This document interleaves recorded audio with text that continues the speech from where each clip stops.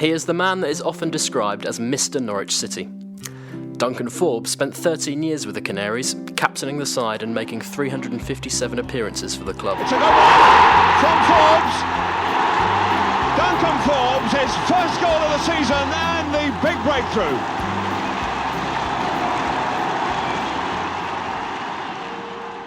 But now, in 2014, Forbes finds himself in a much different battle.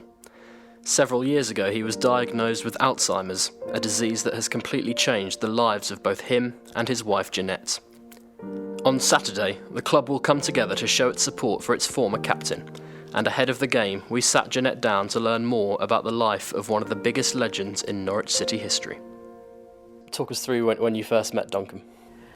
I was in a dance hall in Edinburgh, the Pally to dance, and he asked me to dance, basically it. Well, I was still in Edinburgh at the time because he was home. He used to get about 3 months off in the summer.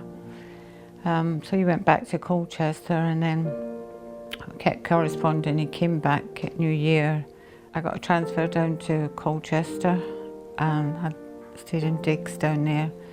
And we got engaged and got married about 18 months after I met him. And we lived in Colchester for 4 years, and we were going to buy the house. It was a clubhouse we were in. We were just about to buy the house when Norwich came in for Duncan. So we moved to Norwich. Duncan, when you're on the field, what do you think your role is? Well, apart from your usual defensive roles, the main thing is you've got to shout at the lads, encourage them, you know, and keep them going. And I've got quite a loud voice, like, you know, and this helps me tremendously. We went out on the balcony. The wife sort of sneaked out down the sides and saw the crowds. That was brilliant, absolutely. Sea of yellow and green, it was wonderful. And we went up to the castle that time, and they had a reception there, and that was lovely. That must have been the highlight of sort of Duncan's career, that sort of time. His only regret is he wasn't able to walk up and pick up the cup. What was it like going down to London and Wembley, England's showpiece football stadium, and seeing him lead Norwich City out? Yeah, it was good. The first time was good because although we were playing Tottenham, we weren't really expected to beat them. So losing wasn't quite so, but when we lost to Aston Villa, that was horrendous. Everyone was sort of really upset.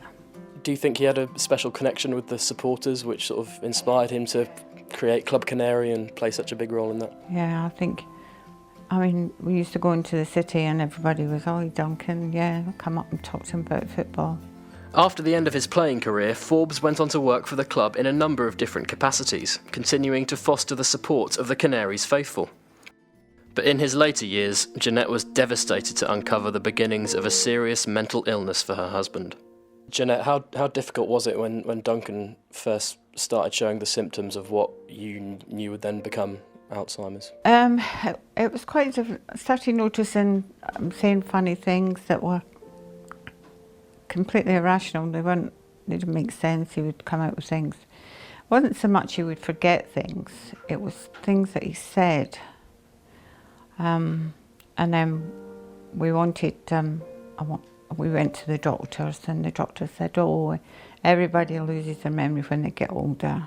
But I knew it wasn't just his memory. We went back about another 6 months, and they arranged someone to come from the Julian Hospital, and he came. No, Duncan was all right. He didn't. What he says, pointing to his watch, holding up a pen. Yeah, it's a pen. That was fine. Get him to remember a few things, and he wasn't too bad. And then it was getting worse, so I went back again, and the doctor came again from the Julian, and I remember it was a Monday. It was actually Scott's birthday, and we sat there. He sat facing me, and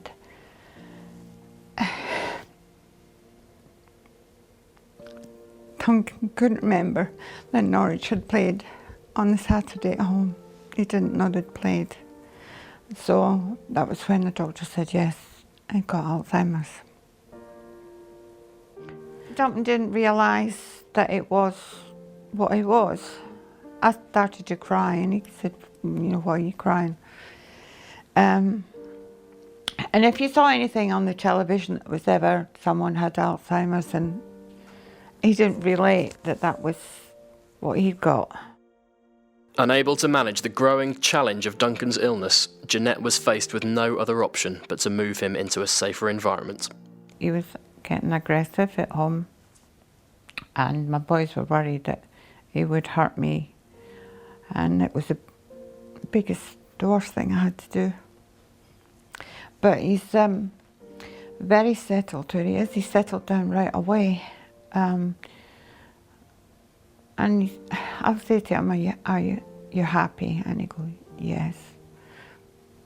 How much does that mean to you when he says that? Sometimes when I go in, he gets up and he gives me a big hug. And other times he sort of looks at me like as if to say, who are you?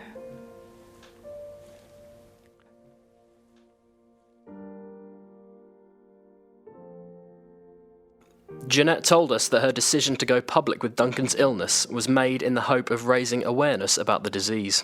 I think if people think someone like Duncan can get it, then people are not so... Because there's always a certain stigma attached to mental illness, and Alzheimer's and that was included. And if I came out in the open, then I would bring it out into the public, and more people would admit to their relative or whatever having it, and the more people that you can get out, the better it is. On Saturday, 26,500 Norwich City fans will rally together to show their support for Duncan Forbes and his family when the Canaries take on Stoke City at Carrow Road. Fans who wish to make a financial contribution to Duncan's care can do so through a number of means. Simply click on the link in this video to learn more.